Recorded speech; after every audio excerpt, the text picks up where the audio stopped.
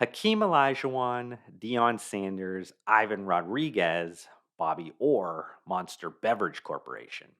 What do these names all have in common? They are some of the greatest defensive players in the history of their respective sports.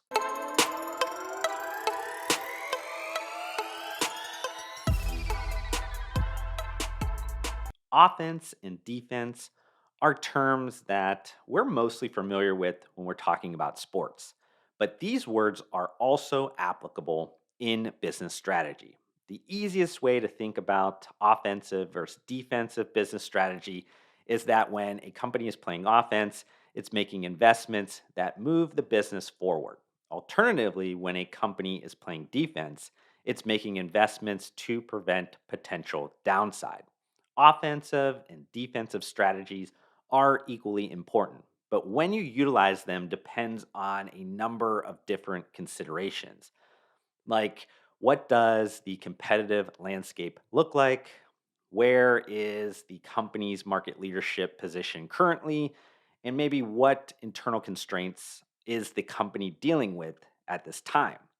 Plus, you need to account for various marketplace dynamics, which the answers to all these considerations could mean an offensive heavy or a defensive heavy strategic game plan would yield more short or long term value generation.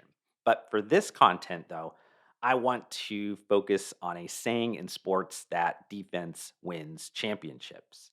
So, who's the king of defense in the beverage CPG world right now? Now, if I was the one voting on this totally made up award, I would give it to Monster Beverage Corporation. Why? Well, I could just yell scoreboard like a cocky teenage athlete talking trash, and honestly, that might be enough.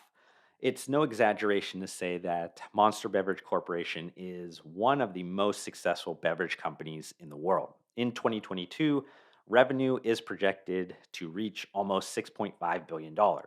That will be up $1 billion year over year from 2021, and 2021 was up another $1 billion year over year from 2020. Monster Beverage Corporation has also been this century's best performing US stock, with it, I think, growing over 60,000% since its IPO in 2003.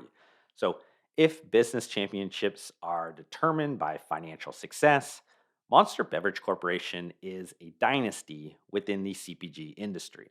Now, I don't want to imply that Monster Beverage Corporation doesn't also play some great offense, but being that they're now neck and neck with Red Bull for leadership in the US energy drinks market, you've seen the lime green machine start to rebalance risk reward more recently. Defensive strategies, especially defensive product strategies, are less risk laden for a market leader.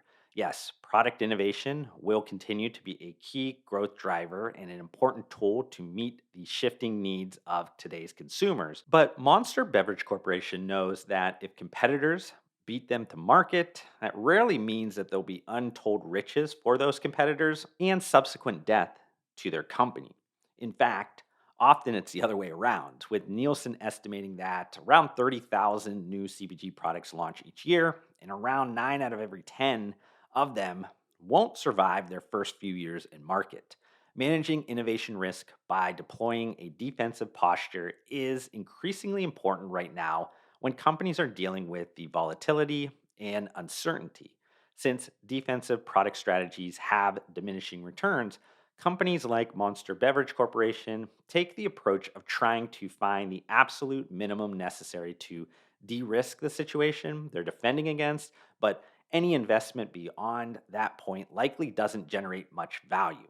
So, any additional time or focus or resources won't generate additional upside and would be better spent focused on offensive initiatives in other areas to move the business forward. Taking all the right defensive actions while also leaning into the volatility and using it as a catalyst to galvanize action around new opportunities is what Monster Beverage Corporation leadership has been preaching.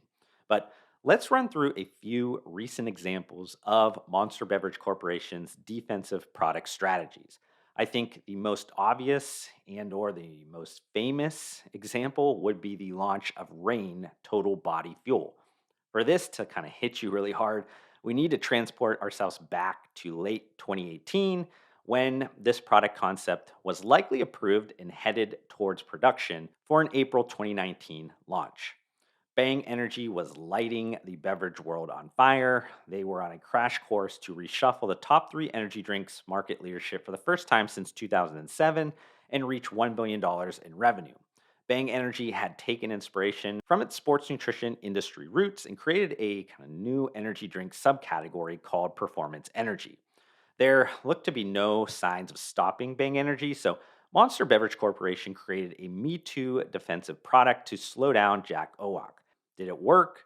Maybe, but if we play back the demise of Bang Energy through our rose colored hindsight glasses, we will probably emphasize internal competitor failures over the success of Reign. But the Monster sub brand isn't a slouch by any means and currently does about $400 million dollars annually. A more recent example of a Monster Beverage Corporation defensive product launch would be Reign Storm. The white packaging design, the slim 12-ounce can, the upper rim calling out burns fat. If you're feeling like you've seen this before, yep, Rain Storm is a direct shot at Celsius. Just like Bang in 2019, Celsius has reshuffled the top three energy drinks market leadership. Just like Bang Energy, Celsius has been championing a new energy drink subcategory called clean energy. All I know is that Rain must have had the internal project code of Silence of the Lambs because Monster Beverage Corporation keeps making it the sacrificial lamb. Now, shifting out of the energy drinks category, Monster Beverage Corporation has also recently launched a defensive product against the high flying liquid death mountain water brand. For those in the know, you might challenge me on the Monster Tour Water being a defensive product. That's because Monster Tour Water was launched unofficially in 2003, with the canned water being available exclusively to Monster's roster of athlete and musical artist endorsers at shows and events. Another beverage category, another sort of like defensive product strategy would be the launch of the Beast Unleashed. This is Monster's first foray in the alcoholic beverage market. And while the product will share some Monster Energy brand visuals, the alcoholic beverage will not contain any caffeine. So the FDA unfortunately has not revoked the Four Loko rule. The Beast Unleash will compete against PepsiCo's Hard Mountain Dew. But before I end this content, I did want to kind of quickly mention one cool offensive strategy that comes out of the Monster Tour Water and the Beast Unleashed announcements. It starts to show us how Monster Beverage Corporation is going to be integrating the Canarchy Craft Brewery Collective that they acquired last year. The most interesting is through creating Monarchy, with the blessing of the Coca Cola Company, which still owns around 20% of the Monster Beverage Corporation. Monarchy will serve kind of as a new in house non alcoholic beverage incubator and operate out of Canarchy Craft Brewing Collective. Since Coca Cola's kind of direct store delivery system is so large, it's also really not built or suited to taking on and developing small brands. So, Monarchy will employ mostly independent beer distributors already aligned with the Canarchy Craft Brewery Collective. When a Monarchy created brand grows to a particular size, they will then move into the Coca Cola DSD distribution system.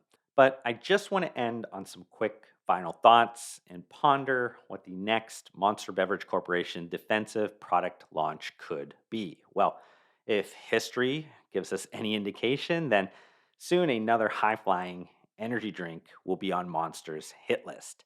Ghost Energy isn't reshuffling the top three market leadership just yet, but when it does, will we finally see a Rain variant with a Coca Cola licensed flavor? I bet a Coca Cola flavored energy drink would do quite well. Oh, wait, never mind. But I hope you enjoyed this YouTube video. If you did, consider hitting the like button to support me. Also, thank you to everyone that helped me reach my short term goal of 2,000 subscribers. I guess it's time to reach higher and go for 3,000 now.